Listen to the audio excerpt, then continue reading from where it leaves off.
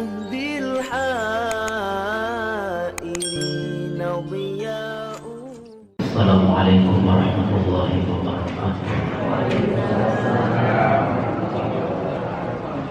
Alhamdulillah Rabbil Alamin.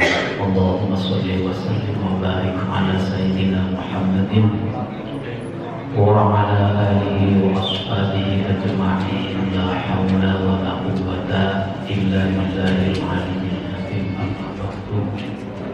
Para ibu, para bapak yang mulia-muliakan, jamaah sholat maghrib lan pengajian rutinan malam Sabtuan, moga-moga sedayonipun dipun paringi barokah saking Gusti Allah Subhanahu wa taala. Ngajiye 17 Agustusan bae supaya pantes dadi rakyat Indonesia ingkang baik. Jadi 17 Agustusan ning jero masjid bakal ning RTE kula 17 Agustusane pada mencari banyu Bapak. Anak kang mangan kerupuk, anak sing mangan biskuit ditaruh kene to. Wong-wong tak kaderan pincang tur dipangan. Anak sing balapan nganjingaken jarum. Kan jarum nganjingaken benang ning jarum karo mlaku. Anak wis ibu bapak ingkang kula mulyakaken niki zaman 17 Agustusan. Itu semuanya adalah ekspresi kebahagiaan kita atas rahmat yang diberikan oleh Allah kepada bangsa dan negara kita. Cara orang bersyukur dan melampiaskan kebahagiaan, mengekspresikan kebahagiaan berbagai macam cara. Kang mengkononya baik-baik apa-apa. Nah, di tengah majelis ini, di tengah masjid ini, kita juga sama-sama akan syukuran berbahagia atas kemerdekaan yang Allah kasih untuk umat Islam khususnya dan bangsa negara Indonesia pada umumnya. Para ibu, para bapak ingkang kula mulyakaken, 17 Agustus itu hari yang sangat bersejarah, tanggal yang sangat bersejarah. Mung ari sejarah niku sing awit bengene ditulis lengkap atau beli lengkape tergantung wong kang nulis. Itu sejarah benar atau tidaknya tergantung wong kang nulis. Sejarah kang tekak ning buku niku tergantung kang nulis. Bapak nulis saya, wong kang nulis saya wawasannya luas, sejarahnya ketulis kabeh. Bapak pengetahuannya setitik, ya masalah setitik kan ditulis. Ditambah maning wong kang nulis sejarah itu seneng apa beli seneng? Sing seneng ya ditulis. Kang beli seneng beli karep ya beli nulis. Semulanya banyak sejarah yang tertulis dan banyak juga sejarah yang tidak tertulis. Kesaksian orang tua kita, para bapak dan ibu yang saya muliakan, kesaksian orang tua kita yang masih sempat bisa bicara, yang pada waktu itu menyaksikan betapa hebatnya umat Islam ketika berjuang melawan penjajah hanya dengan senjata bambu runcing. Sak landep pring dilancipin, bahkan nembus medannya beli tembus banget, beli pada kayak pistol, bakal pistol maksudnya jebol baku niki bambu runcing. Mung hebatnya kiai zaman dahulu meruncingkan bambu, ngelancipaken bambu sehingga wae karo puasa atau tukang puasa, tukang wiridan, tukang sholawatan, tukang doa.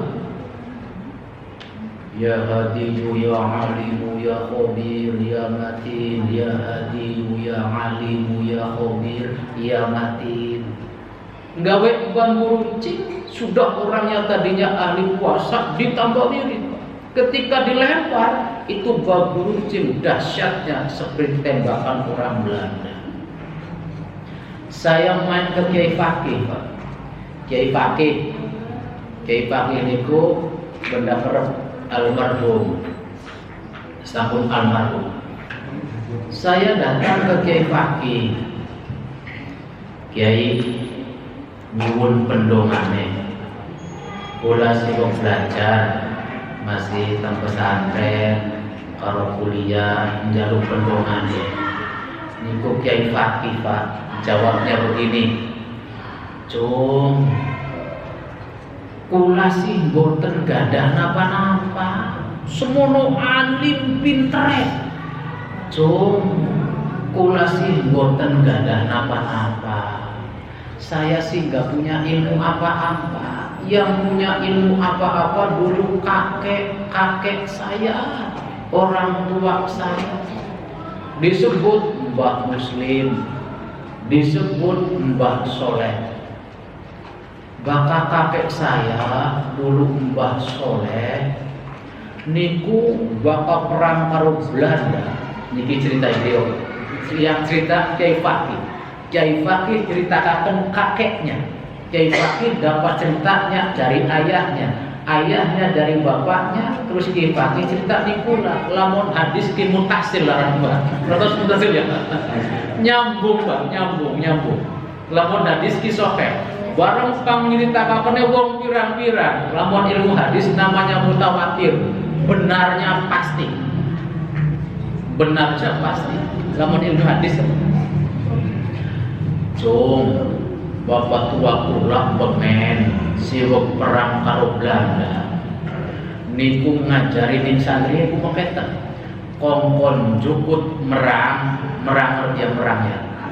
Gagang padi merang ku bakalan Belanda disulet, dibakar, dilemparkan di hadapan Belanda. Sarate sampean Melayu aja mendelik memburi. Bapak Melayu ngincik bablas aja nelok Belanda.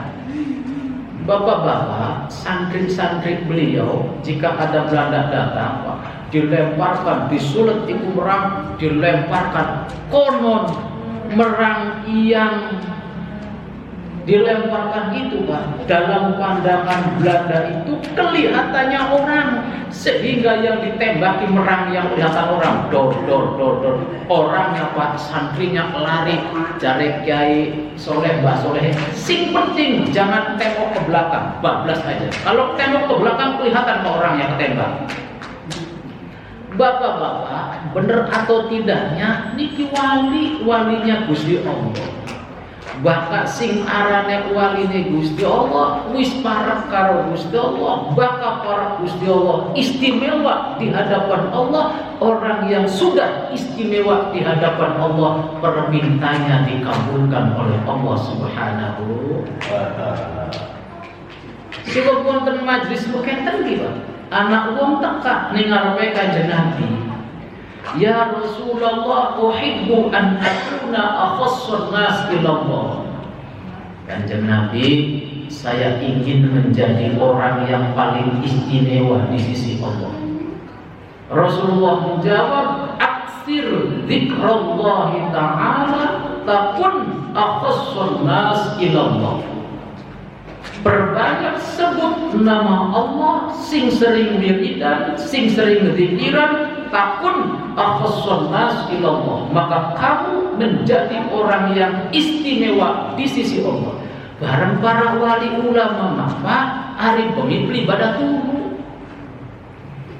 Kula karo sampeyan maturu nikmat, mimpi indah. Ari kula karo sampeyan mah begitu para ulama maka jam 2 jam 3 wis bangun datangi, sebut asma Allah, wirid dzikran sampai subuh, sampai jamaah subuh. Dan di antara doanya, Allahumma gfir ummat Muhammadin, ya Allah ampuni umat Muhammad. Berarti wong sejagat Pak didongakan. Allahumma salim ummat Muhammadin, ya Allah selamatkan umat Kanjeng Nabi Muhammad. Udah kalau siapa yang pak utang jasa kepada para ulama, udah kalau sampai itu semula nih ulama masa ucapnya dari Pak masuk akal. Kenapa? Sebab khosson nas istimewa di sisi Allah. Bakal wong kang sampun istimewa Pak njaluke dipai, orang njaluk bae dipai apa maning njaluk. Sampeyan buat putu pitulas, anak putu siji solehah. Oh, masyaallah sampeyan sakit datang diunyek-unyek dengkul. Nek kenapa dengkul. Itu putu solehah Pak, dielus-elus pada dengkulnya sampeyan. 3 hari nggak ketemu, itu dedek telepon nenek, gimana kabarnya? Pengen bakso. Itu anak soleh apa datang bawa bakso. Anak yang seperti ini, ibu-ibu, jika ibu-ibu punya apa-apa pasti disisihkan untuk dia. Istimewa banget. Yang pertama, jadi perjuangan ulama-ulama kita untuk negara ini tidak bisa dibantah oleh siapapun. Apa maning umat Islam di Indonesia waktu itu 90% tidak bisa terbantah. Satu. Yang kedua, ibu bapak, ada sejarah yang tidak tercatat, tetapi saksi-saksi hidupnya masih banyak sekarang.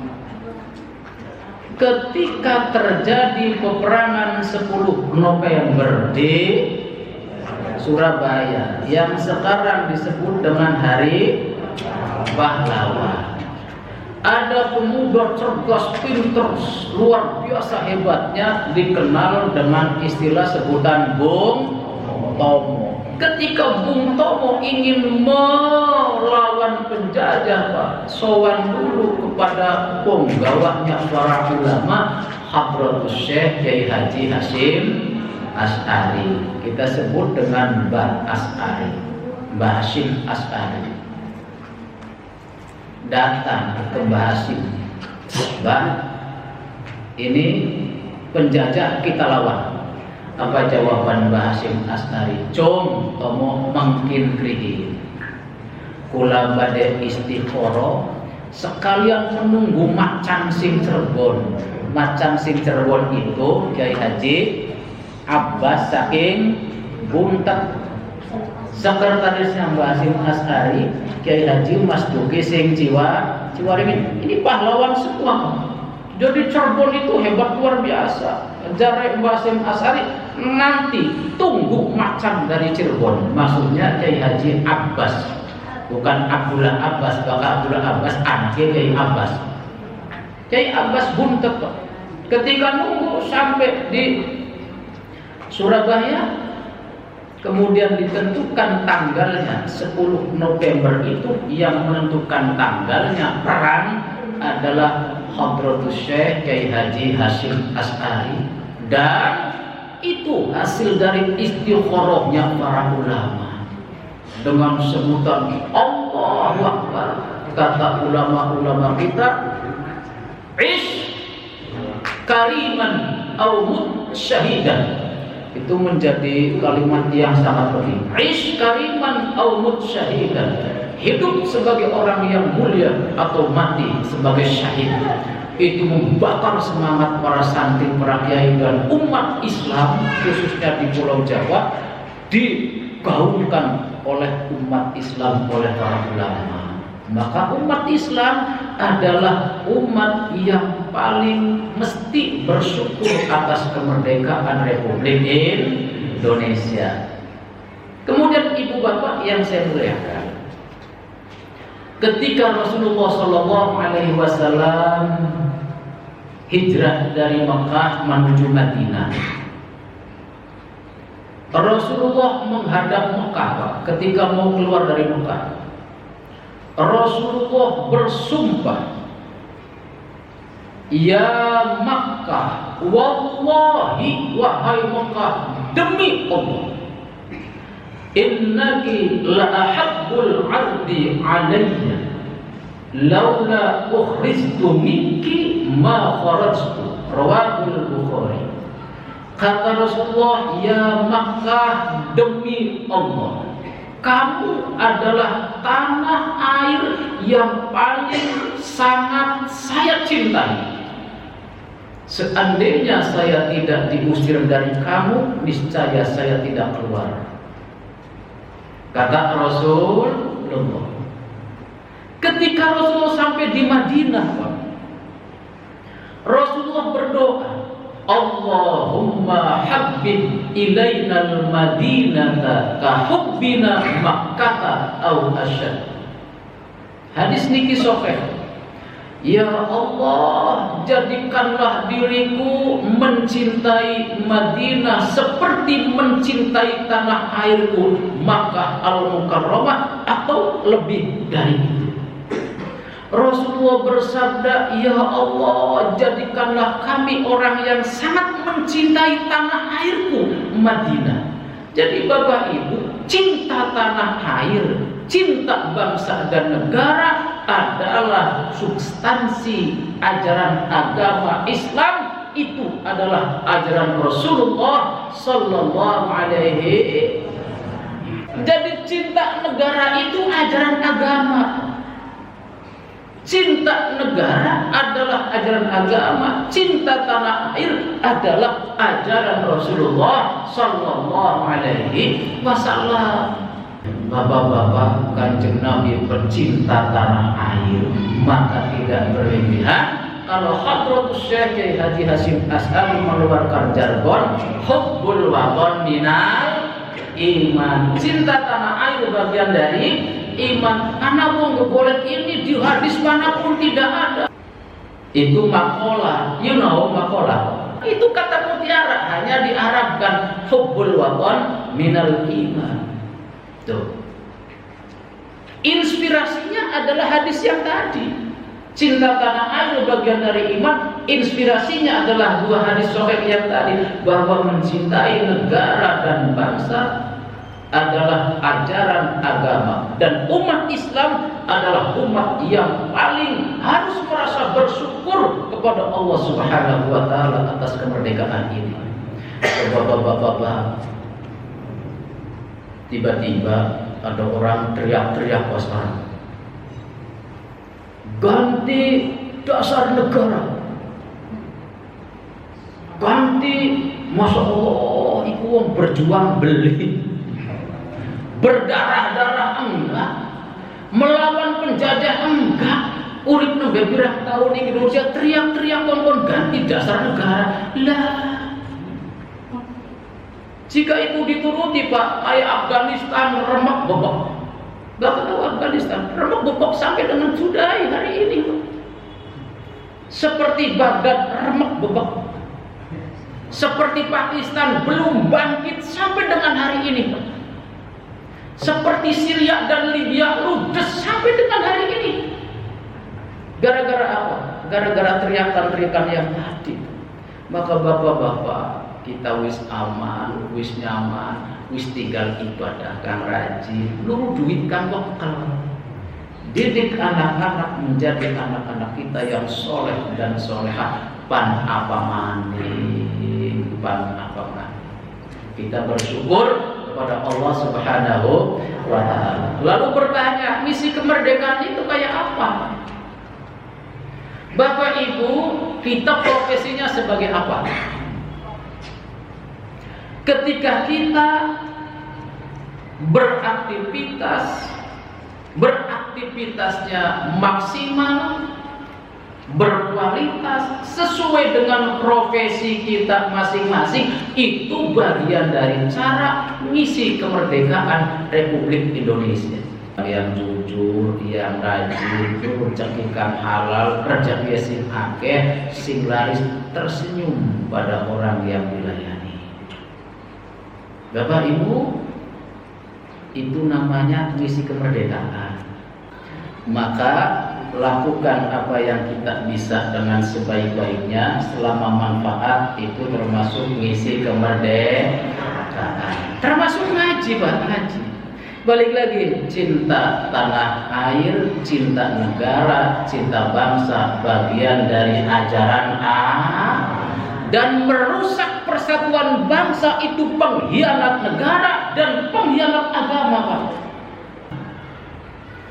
Agama itu, Pak, ngatur gula kalau sampean sing akur. Coba Kanjeng Nabi ketika jadi presiden, Pak, di Makkah Madinah. Di situ orang Yahudi ada, orang Nasrani ada, tambah ada umat Islam tentrem ayem di bawah kepemimpinan Presiden Muhammad bin Abdullah al-Rafat. Nabi kita Muhammad yang dipimpinnya rakyatnya berbagai suku, berbagai bahasa, berbagai bangsa dan berbagai bahasa, bahkan berbagai kebudayaan, berbagai agama, dipimpin oleh Kanjeng Nabi Muhammad yang ditonjolkan bukan pokoknya kudu Islam, tidak begitu, Pak. Yang ditonjolkan adalah persatuan, persamaan dan ketentraman walaupun yang dipimpinnya agamanya berbeda-beda. Itu hebatnya Kanjeng Nabi, cinta tanah air bagian dari maka tan ingkang kula sampaikan mugi-mugi manfaat, sing sehat, sing panjang umur, sing akeh rezeki, anak putunya soleh-soleh kabeh. Al-Fatihah.